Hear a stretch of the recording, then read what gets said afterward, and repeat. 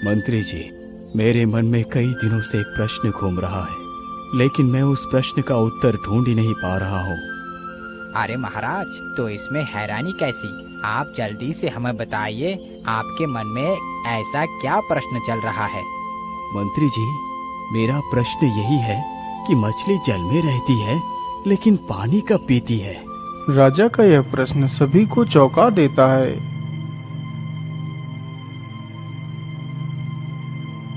मछली जल में रहती है लेकिन पानी कब पीती है? लेकिन महाराज, ये कैसा सवाल है? आखिर कोई व्यक्ति ये कैसे बता सकता है कि मछली पानी में रहकर पानी कब पीती है? नहीं नहीं मंत्री जी, मुझे इस प्रश्न का उत्तर चाहिए। जाओ और पूरे राज्य में ये घोषणा कर दो, यदि कोई भी व्यक्ति इसका जवाब दे दे तो मैं उसे अपना आधा राज्य दे दूंगा। राजा का आदेश होते ही सैनिक पूरे राज्य में घोषणा करने लगते हैं। सुनो सुनो सुनो, राजा का आदेश है, यदि कोई भी व्यक्ति राजा के प्रश्न का उत्तर दे दे तो राजा उसे अपना आधा राज्य दे देंगे, और यदि राजा के प्रश्न का उत्तर नहीं दे पाया तो राजा उसे कारागार में डाल देंगे। अरे वाह, ये तो बड़ा अच्छा मौका है खुद को अमीर बनाने का। आखिर मैं भी चलकर देखता हूँ कि राजा क्या प्रश्न पूछना चाहते हैं। राजा की यह घोषणा सुनकर राज्य के कई सारे लोग राज दरबार में पहुंच जाते हैं। अरे भाई, क्या आप भी राजा का सवाल बताने के लिए आए हैं? हाँ हाँ भाई, मैं भी राजा का सवाल जानना चाहता हूँ। तो फिर ठीक है, आप अंदर जा सकते हैं।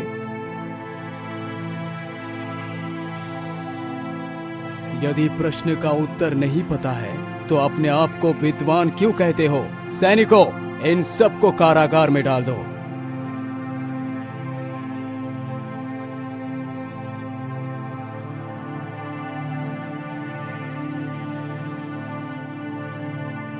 बोलिए महाराज, आपका क्या सवाल है? मैं आपको अपना प्रश्न बताऊंगा, उससे पहले आपको मेरी शर्त से भली भांति परिचित होना आवश्यक है। महाराज, मैं आपकी शर्त से भली भांति परिचित हूँ। बोलिए महाराज, आपका क्या सवाल है? मेरा सवाल यही है कि मछली पानी के अंदर रहती है लेकिन वो पानी कब पीती है? अरे महाराज, ये कैसा सवाल है? आखिर ये कोई कैसे बता सकता है? महाराज, आपका ये सवाल उचित नहीं है। क्या बोला? ये सवाल उचित नहीं है? एक राजा की बात की निंदा कर रहा है। सैनिकों, इस दुष्ट को तुरंत कारागार में डाल दिया जाए।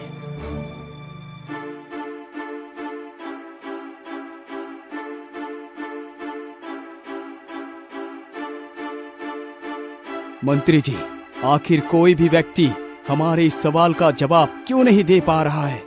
महाराज, क्या बताऊं, ये सवाल ही इतना विचित्र है कि कोई व्यक्ति इसका उत्तर दे सके। मंत्री जी, अब तो एक ही व्यक्ति इस सवाल का जवाब दे सकता है। बोलिए महाराज, वो व्यक्ति कौन है? हम अभी उस व्यक्ति को बुला कर लाते हैं। मंत्री जी, उस व्यक्ति को बुलाने की आवश्यकता नहीं है, वो व्यक्ति हमारे पास ही मौजूद है। मंत्री जी, वो व्यक्ति कोई और नहीं, आप ही हैं। मैं? लेकिन महाराज, मैं इस सवाल का जवाब कैसे दे सकता हूँ? मंत्री जी, अब तो आपको ही इस सवाल का जवाब देना होगा, और यदि जवाब नहीं दे पाए तो मैं तुम्हारे साथ साथ तुम्हारे परिवार को भी संपूर्ण जीवन का कारावास सुना दूंगा। राजा के मुंह से यह बात सुनकर मंत्री हैरान रह जाता है। क्या हुआ मंत्री जी, आप कहाँ खो गए? कहीं नहीं महाराज, कहीं नहीं। ठीक है, यदि आप इस सवाल का जवाब जानना चाहते हैं तो फिर आपको मुझे 1 महीने की मोहलत देनी पड़ेगी। ठीक है मंत्री जी, मैं आपको पूरे 1 महीने की मोहलत देता हूँ।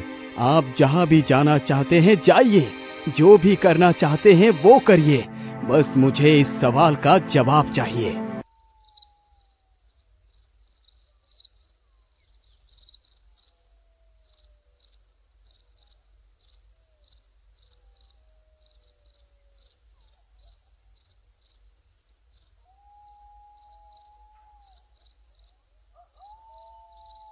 क्या बात है पिताजी, आप इतना चिंतित क्यों हैं? अरे बेटा, मैं तुम्हें क्या बताऊं, मैं बड़ी ही दुविधा में पड़ गया हूँ। समझ नहीं आ रहा मैं क्या करूं। लेकिन पिताजी क्या हुआ, आप कुछ बता क्यों नहीं रहे? बेटा, राजा का एक प्रश्न है जिसका जवाब मुझे देना है, और यदि जवाब नहीं दे पाया तो राजा हम सभी को जीवन भर के लिए कारागार में डाल देगा। पिताजी, ऐसा कौन सा सवाल है जिसका जवाब आप ही नहीं दे पा रहे? बेटा, राजा का सवाल है कि मछली जल में रहती है लेकिन पानी कब पीती है। यदि कोई व्यक्ति इसका जवाब दे दे तो राजा उसे अपना आधा राज्य दे देगा, और यदि जवाब नहीं दे पाया तो उसे संपूर्ण जीवन के लिए कारागार में डाल दिया जाएगा। लेकिन पिताजी, इस सवाल का जवाब तो कोई भी नहीं दे सकता। वही तो मैं भी सोच रहा हूँ बेटा कि इस सवाल का कोई जवाब नहीं है, तो आखिर कोई व्यक्ति इसका जवाब कैसे दे सकता है। बेटा, मेरी मानो तो तुम कल ही ये राज्य छोड़कर कहीं दूर चले जाओ। यदि राजा हमें कारागार में डाल देगा तो कम से कम तुम तो बच जाओगे, और यदि तुम भी हमारे साथ कारागार में डाले जाओगे तो ये मैं कैसे सहन कर पाऊंगा। कम से कम मुझे इस बात की तो खुशी होगी कि मेरा पुत्र बाहर सही सलामत है। लेकिन पिताजी, मैं आपको अकेले छोड़कर भला कैसे जा सकता हूँ? नहीं पुत्र, तुम जिद मत करो, कल सुबह तुम्हें ये राज्य छोड़कर जाना है।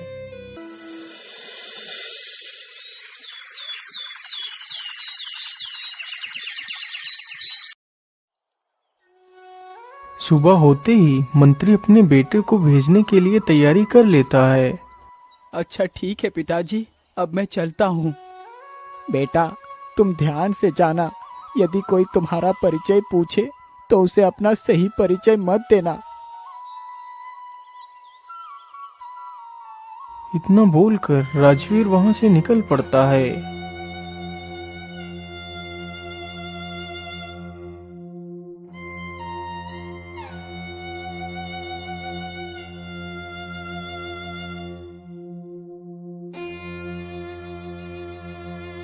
राजवीर चलते चलते राज्य से काफी दूर निकल जाता है तो रास्ते में उसे एक नदी पड़ती है।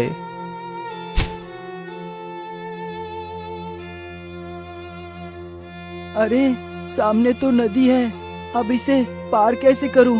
मुझे तो यहाँ का रास्ता भी नहीं पता कि ये नदी कहाँ पर गहरी है और कहाँ पर गहरी नहीं है। कहीं मैं गहरी पानी में चला गया तो मैं डूब जाऊंगा। मुझे तो तैरना भी नहीं आता। मैं ऐसा करता हूँ, यहीं पर बैठकर किसी पथिक का इंतजार करता हूँ जो इस नदी को भाली भांति जानता हो। मैं उसी के साथ ही इस नदी को पार कर जाऊंगा। इतना सोचकर राजवीर वहीं नदी के किनारे एक पेड़ के नीचे बैठ जाता है।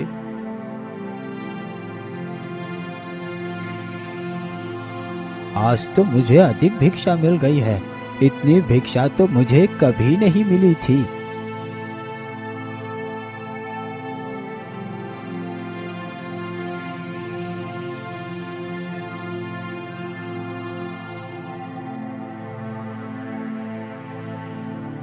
अरे, ये लड़का कौन है और इस पेड़ के नीचे बैठकर ये क्या कर रहा है? चलो उसके पास चलकर पूछता हूँ।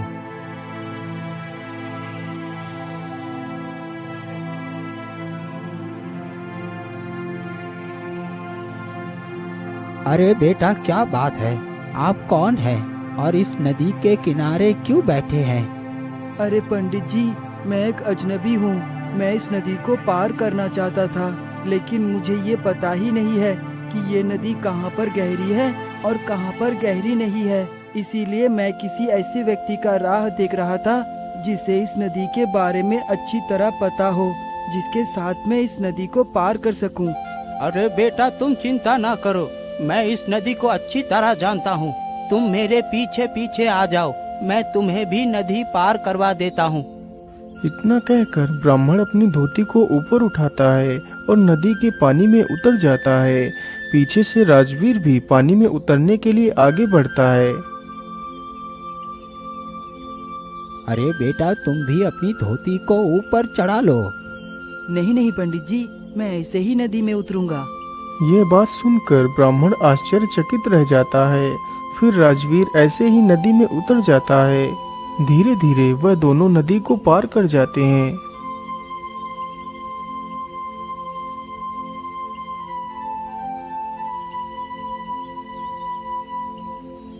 वैसे बेटा तुम जा कहाँ रहे हो?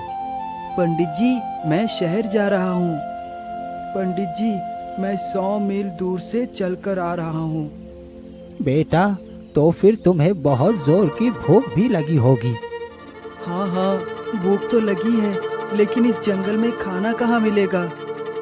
अरे बेटा तुम चिंता ना करो, तुम मेरे साथ हमारे घर चलो, वहाँ कुछ खाना पीना खा पी लेना, फिर आराम से चले जाना।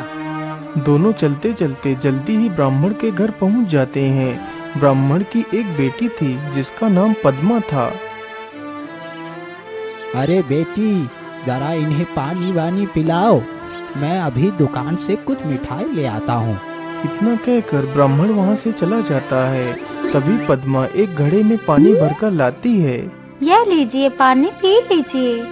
यदि आप बुरा ना माने तो मैं आपसे कुछ पूछना चाहता हूँ। हाँ हाँ पूछिए, आप क्या पूछना चाहते हैं? मैं आपसे ये पूछना चाहता हूँ कि आपका ये घड़ा कच्चा है या पक्का है? यह घड़ा भी कच्चा है।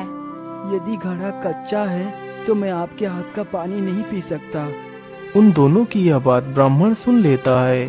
अरे दुष्ट, मैं तुझे एक मुसाफिर समझकर यहाँ बुला कर ले आया और तू मेरी बेटी से अनर्गल बातें कर रहा है। चल निकल यहाँ से। इतना सुनते ही राजवीर वहाँ से उठता है और चला जाता है। अरे पिताजी ने ये क्या किया? वह कोई साधारण व्यक्ति नहीं था, वह तो बहुत बुद्धिमान लगता है। काश कि मेरा विवाह उसी व्यक्ति के साथ हो जाता तो मेरी किस्मत ही बदल जाती। अरे पिताजी, मैं कुछ बाजार से मंगवाना चाहती हूँ, जरा आप बाजार को चले जाइए। हाँ हाँ बेटी, क्यों नहीं, बोलो तुम्हें क्या चाहिए, मैं अभी तुम्हारे लिए बाजार से ले आता हूँ। पिताजी, यह लीजिए 4 रुपए, इसमें से 1 रुपए की प्यारी ले आना और 1 रुपए का प्यारा ले आना और 1 रुपए की ऐसी चीज लाना जो अंदर से टाइट हो और बाहर से नरम, और 1 रुपए की ऐसी चीज लाना जो बाहर से टाइट हो और अंदर से नरम हो। अच्छा ठीक है बेटी, मैं अभी लेकर आता हूँ।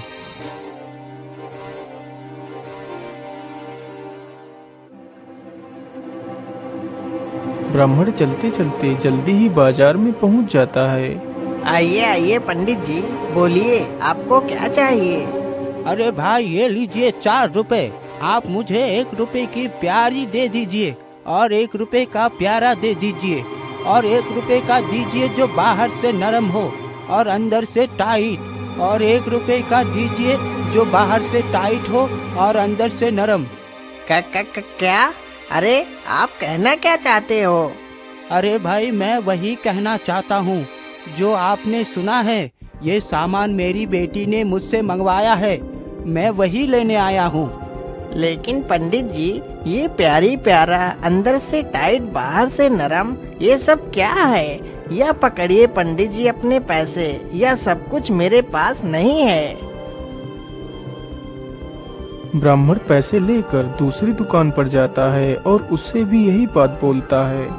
अरे पंडित जी, आप पागल तो नहीं हो गए? ये आप क्या बोल रहे हैं? आप स्पष्ट रूप से बताइए, आपको क्या चाहिए? इसी प्रकार ब्राह्मण पूरी बाजार छान मारता है, लेकिन कोई भी दुकानदार उसकी बताई हुई वस्तुओं को नहीं दे पाता। तभी उधर से राजवीर आ जाता है। अरे ब्राह्मण, तू सटिया गया है क्या? तुझे कुछ शर्म हया है कि नहीं? चल भाग जा यहाँ से, नहीं तो मैं तुझे मार मार कर नीला कर दूंगा। अरे भाई, क्या बात है? आप इनसे इस प्रकार बात क्यों कर रहे हैं? अरे भाई देखिए ना, ये ब्राह्मण मुझे 4 रुपए दे रहा है और मुझसे 1 रुपए की प्यारी मांग रहा है और 1 रुपए का प्यारा मांग रहा है और 1 रुपए का मांग रहा है जो अंदर से नरम हो और बाहर से टाइट, और 1 रुपए का मांग रहा है जो अंदर से टाइट हो और बाहर से नरम। अब आप ही बताइए मैं इसे क्या दूं?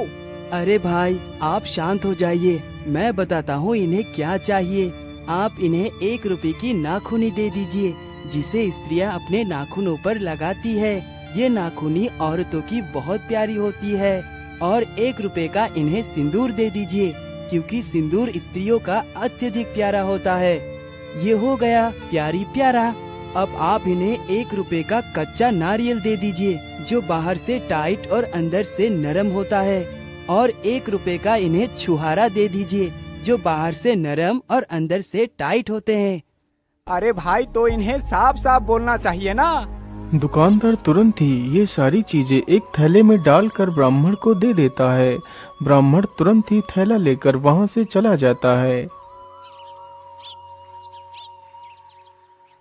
अरे बेटी, आज तो मैं मरते मरते बचा। वो कैसे पिताजी? आप तो एकदम ठीक हैं। बेटी, तुमने जो सामान मंगवाया था उसी के चक्कर में मैं पीटते पीटते बचा।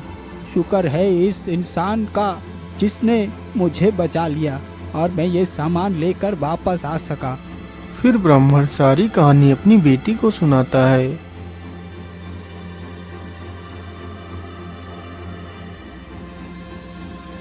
बेटी, मुझे तो लगता है वो आदमी बहुत बुद्धिमान है। हाँ हाँ पिताजी, आपने एकदम ठीक कहा। वह आदमी कोई साधारण नहीं है, वह बहुत बुद्धिमान है। लेकिन बेटी, यदि वो इतना ही बुद्धिमान है तो फिर जब मैं नदी पार करने वाला था तो मैं अपने धोती को ऊपर उठा लिया था, ताकि मेरी धोती भीगे ना और गंदी भी ना हो। लेकिन जब मैंने उस युवक को धोती ऊपर उठाने को कहा तो उसने धोती ऊपर उठाने को मना कर दिया। वो धोती को ऊपर उठाए बिना ही नदी में घुस गया। अरे पिताजी, उन्होंने धोती ऊपर इसलिए नहीं उठाई होगी क्योंकि दरिया में अनेक प्रकार के जहरीले जीव होते हैं। यदि कोई जहरीला जीव उनके शरीर पर काट लेता तो अनर्थ हो जाता। यदि ऐसे कोई जीव उनको काटने की कोशिश करता तो वह कपड़े पर ही रह जाता। हाँ हाँ बेटी, तुम एकदम ठीक कहती हो। लेकिन बेटी, जब ये व्यक्ति यहाँ आया था तो वो तुमसे खड़ा कच्चा और पक्का क्यों पूछ रहा था? पिताजी, उनके कहने का तात्पर्य ये था कि अभी तक मैं कुंवारी हूँ या विवाहित हूँ। जब मैंने उन्हें बता दिया कि मैं कुंवारी हूँ तो उन्होंने पानी पीने से इनकार कर दिया था। अरे वाह बेटी, तो इसका मतलब ये युवक बहुत ही बुद्धिमान है। लेकिन बेटी, तुम भी कम बुद्धिमान नहीं हो। अच्छा बेटी, यदि मैं तुम्हारा विवाह उसी व्यक्ति के साथ करवा दूं तो कैसा रहेगा? पिताजी, इससे अच्छा तो कुछ हो ही नहीं सकता। वह भी इतने बुद्धिमान है और मैं भी, तो हम दोनों अपने जीवन के प्रत्येक सपनों को साकार कर सकते हैं। तो फिर ठीक है बेटी, मैं अभी उस युवक को बुलाकर ले आता हूँ। ब्राह्मण जल्दी से वहीं पर जाता है जहाँ पर राजवीर मिला था, लेकिन राजवीर अब वहाँ से जा चुका था।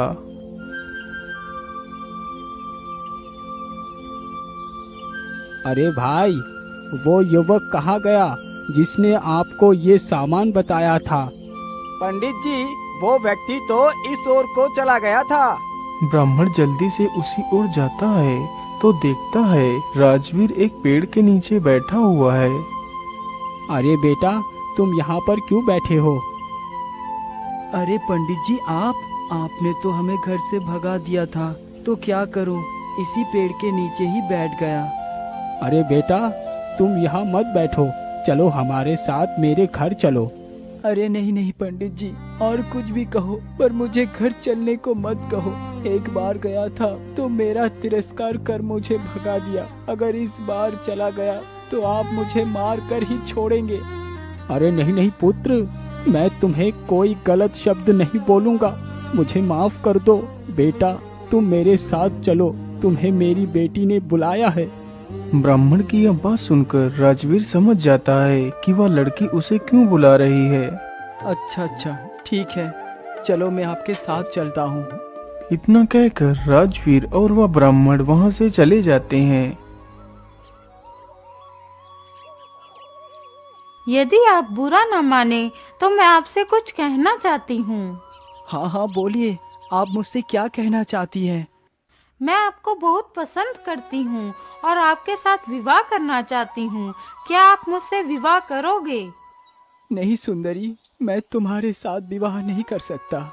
लेकिन क्यों? आप मेरे साथ विवाह क्यों नहीं कर सकते? सुंदरी, मैं तुमसे विवाह कर तुम्हें रखूंगा कहाँ? मैं खुद बेघर हूँ और इधर उधर भटक रहा हूँ। मैं भला तुम्हारी जिंदगी कैसे बर्बाद कर सकता हूँ? लेकिन आपका कोई तो घर होगा जहाँ आप रहते थे। फिर राजवीर अपनी सारी कहानी उस लड़की को सुनाता है।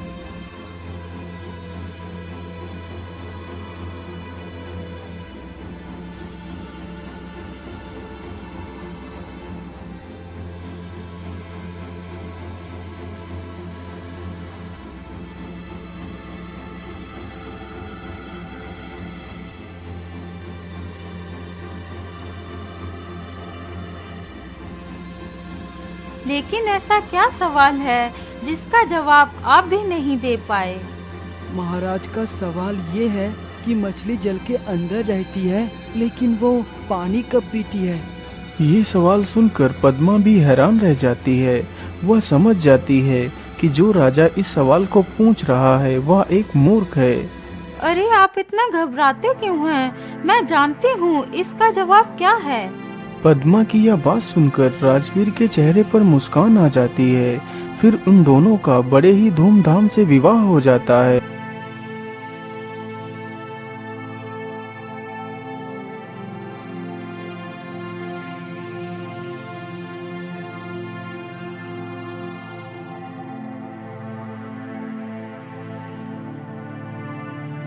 अच्छा पिताजी, अब मैं अपने राज्य वापस लौटना चाहता हूँ। पता नहीं मेरे पिता किस हाल में होंगे। अच्छा अच्छा, ठीक है बेटा, आप दोनों ध्यान से जाना।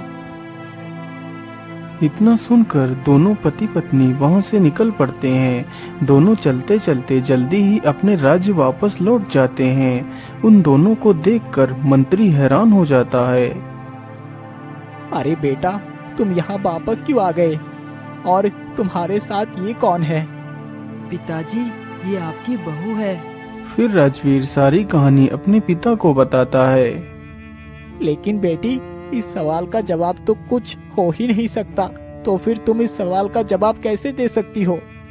पिताजी, आप चिंता न करिए। आप राजा के पास जाइए और कह दीजिए कि आपके सवाल का जवाब मेरी बहू देगी। लेकिन मेरी बहू की एक शर्त है। जब राजा शर्त पूछे तो कह देना, मेरी बहू जवाब देने से एक दिन पहले आपके पूरे महल में घूमना चाहती है। पद्मा की यह बात सुनकर मंत्री राज दरबार में जाता है और राजा को सारी बात बताता है। शर्त? लेकिन कैसी शर्त? महाराज, मेरी बहू सवाल का जवाब देने से एक दिन पहले आपके पूरे महल में घूमना चाहती है। बस इतनी सी बात? चलो ठीक है, मुझे तुम्हारी बहू की शर्त मंजूर है।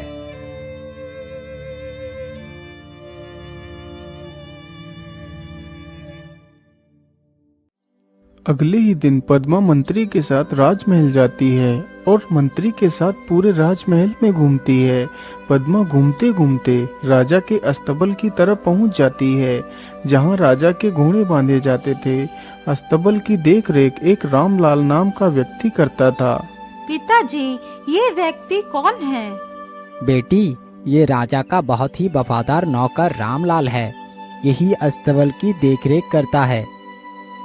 पद्मा अस्तबल की तरफ घूम ही रही थी कि तभी उसकी नजर जमीन पर पड़े एक आभूषण पर पड़ती है। पद्मा चुपचाप उस आभूषण को उठा लेती है। पिताजी, क्या राजा की कोई पुत्री भी है? नहीं बेटी, राजा की तो ना ही कोई पुत्री है और ना ही कोई पुत्र है। राजा तो निसंतान है। लेकिन बेटी, तुम ये सब क्यों पूछ रही हो? कुछ नहीं पिताजी, बस ऐसे ही पूछ रही थी।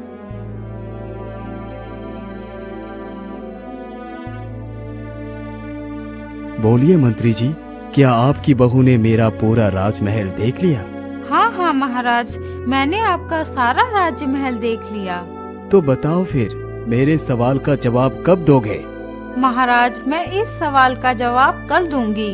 कल तक आपको जिसको इस सवाल का जवाब सुनवाना है उसे बुला लीजिए।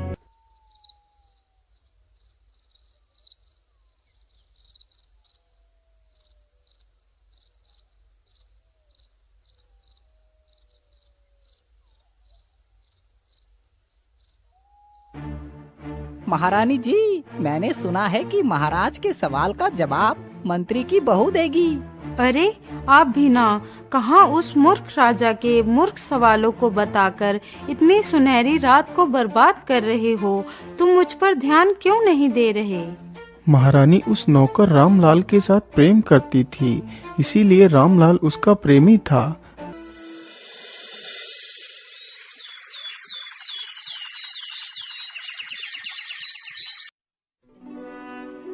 सुबह होते ही राज दरबार में सभी लोग जमा होते हैं। पद्मा भी अपने पति राजवीर तथा अपने ससुर के साथ राज्य सभा में उपस्थित होती है। महाराज, क्या राज्य सभा में सभी लोग आ चुके हैं? हाँ हाँ, राज्य सभा में सभी लोग आ चुके हैं। लेकिन महाराज, महारानी तो कहीं दिखाई ही नहीं दे रही। हाँ हाँ महाराज, महारानी जी को भी बुला लीजिए, वो भी इस सवाल का जवाब सुन लेंगी। हाँ हाँ, बात तो ठीक है। अरे सैनिकों, जाओ और महारानी को कह दो कि राजा साहब का उस सवाल का जवाब सुनने के लिए तुम्हें भी बुला रहे हैं। महारानी जी, आपको महाराज बुला रहे हैं, आप भी चलकर उस सवाल का जवाब सुन लीजिए। अच्छा अच्छा, ठीक है, तुम चलो, मैं अभी आती हूँ। अरे दासी, तुम जाओ और रामलाल को बुलाकर ले आओ। दासी तुरंत जाती है और रामलाल को बुलाकर ले आती है। दासी, अब तुम जा सकती हो। इतना सुनकर दासी वहाँ से चली जाती है।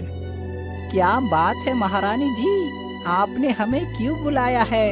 अरे सुनो ना, महाराज मुझे राज दरबार में बुला रहे हैं। तो महारानी जी, इसमें कौन सी बड़ी बात है, आप चली जाइए। लेकिन रामलाल, मुझे बहुत नींद आ रही है, मैं कहीं नहीं जाऊंगी। तुम ऐसा करो, मेरी साड़ी और गहने पहन लो और लंबा सा घूंघट कर लो और राजा के पास चुपचाप जाकर बैठ जाना। लेकिन महारानी जी, मैं कैसे बैठ पाऊंगा वहाँ पर? अरे आप डरिए मत, आपको कुछ नहीं करना, बस तुम्हें वहाँ जाकर बैठना है और उस सवाल का जवाब सुनकर वापस लौटकर आना है। मजबूरन रामलाल को साड़ी पहनना पड़ता है। साड़ी पहनकर रामलाल लंबा सा घूंघट मारकर दरबार में पहुंच जाता है और राजा के बगल में जाकर बैठ जाता है। अरे ये क्या, महारानी जी इतना लंबा घूंघट क्यों मार रही हैं? कहीं कोई गड़बड़ तो नहीं है? महाराज, महारानी जी तो आ गई हैं, अब और कोई तो नहीं बचा है। नहीं नहीं, अब कोई भी शेष नहीं है। चलो, अब सवाल का जवाब बताओ। महाराज, अभी भी एक आदमी शेष है जिसका नाम रामलाल है। अरे हाँ, मैं तो रामलाल को भूल ही गया। अरे सैनिकों, तुम जल्दी से जाओ और रामलाल को भी बुला कर ले आओ। सैनिक तुरंत ही जाकर देखते हैं तो अस्तबल में कोई भी नहीं होता है। महाराज, रामलाल तो अस्तबल में नहीं है। मुझे लगता है रामलाल घोड़ों के लिए घास लेने गया होगा। अच्छा अच्छा, कोई बात नहीं। यदि वो नहीं है तो कोई बात नहीं। महाराज, मैं आपसे कुछ पूछना चाहती हूँ। हाँ हाँ, पूछिए, आप क्या पूछना चाहती हैं? महाराज, मैं आपसे यही पूछना चाहती हूँ, आप इस राज्य के राजा हैं और हम सब आपकी प्रजा हैं। इस नाते से आप सबसे बड़े हैं यहाँ पर और आपकी ये सारी प्रजा आपके बच्चे के समान है और आप इस प्रजा के पिता हैं। हाँ हाँ पद्मा, आप एकदम ठीक कह रही हैं। ये मेरी प्रजा मेरे बच्चे के समान ही है। महाराज, यदि ये प्रजा आपके बच्चे के समान है तो महारानी जी ये घूंघट किसे मार रही हैं? महारानी जी से कहिए अपना घूंघट उतार दें, यहाँ पर तो उनके सभी बच्चे हैं। अरे हाँ हाँ, तो इसमें कौन सी बड़ी बात है? मैं अभी महारानी जी का घूंघट उतारवा देता हूँ। महारानी जी, आप घूंघट किसे मार रही हैं? यहाँ पर तो सभी आपके पुत्र ही हैं। चलो, अपना घूंघट उतार दो। राजा के कई बार बोलने पर जब घूंघट नहीं उतरा तो राजा को बहुत क्रोध आया। अरे महारानी, तुम मेरी बात की कोई लाज नहीं रख रही हो। अब तो तुम्हारा घूंघट मुझे ही खोलना पड़े। इतना कहकर राजा घूंघट उठा देता है तो सभी लोग देखकर हैरान रह जाते हैं। राजा का मुख तो खुला का खुला ही रह जाता है। महाराज, क्या अब भी आपको अपने सवाल का जवाब जानना है? जब आप अपने घर में ही रहकर अपनी पत्नी के बारे में नहीं जान पाए कि आपकी पत्नी कब और कहाँ पानी पीती है, तो भला कोई व्यक्ति इस मछली के बारे में कैसे बता सकता है कि वह पानी कब पीती है? मंत्री जी, मुझे माफ कर दीजिए। मैं ही गलत था जो आपसे ऐसे बेतुके सवाल पूछ रहा था। सैनिकों, इनमें